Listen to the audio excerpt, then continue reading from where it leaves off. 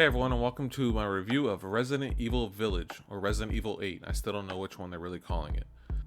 Overall, this game was enjoyable to go through. I had a good time playing it, but the more and more I played it and the more I thought about it, this game, if you took away a couple things, it is not a Resident Evil game.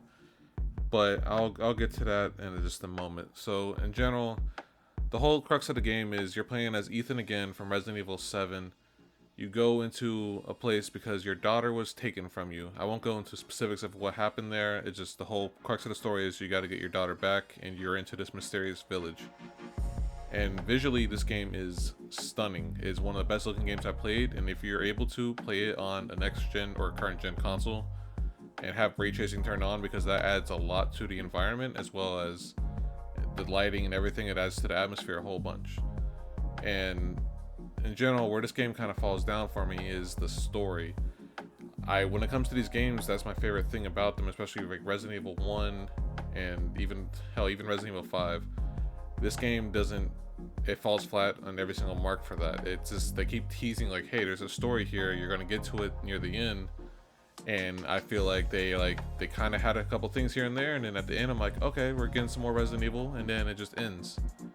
And I'm not gonna lie, it sets up some stuff, but it fell flat for me. And if you play this game, I would like to know what you think of that too, because that's where this game is not a Resident Evil for me.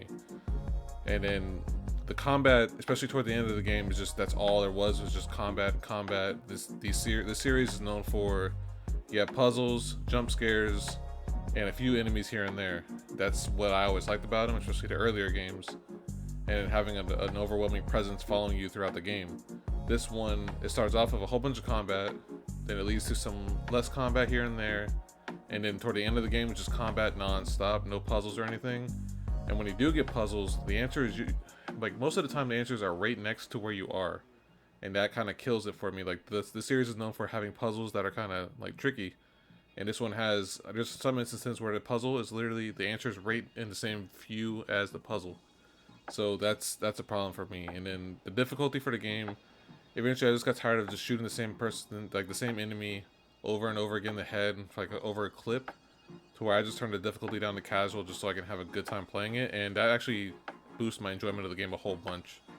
Like, I was having a good time just mowing through I guess they're called lichens, and that made it worthwhile for me. But other than that, if you're gonna play this game, play it on standard, maybe casual if you just don't like the combat, because it's kind of sluggish at times, but it's fun if you play it on casual.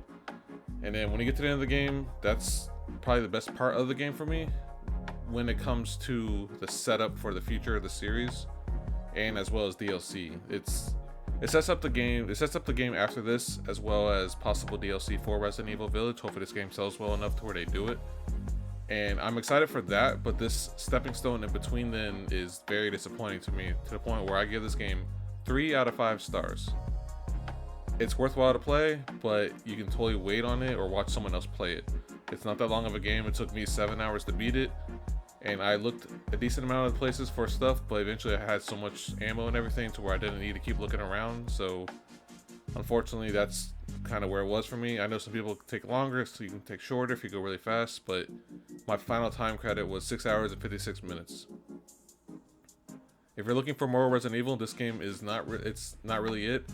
If you're looking for horror, there's a few sections in the game that nail it, but other than that, it's just a horror action game, like back to like Resident Evil 5. But with that out of the way, again, 3 out of 5 stars. Thank you for watching. I'll see you guys on the next one.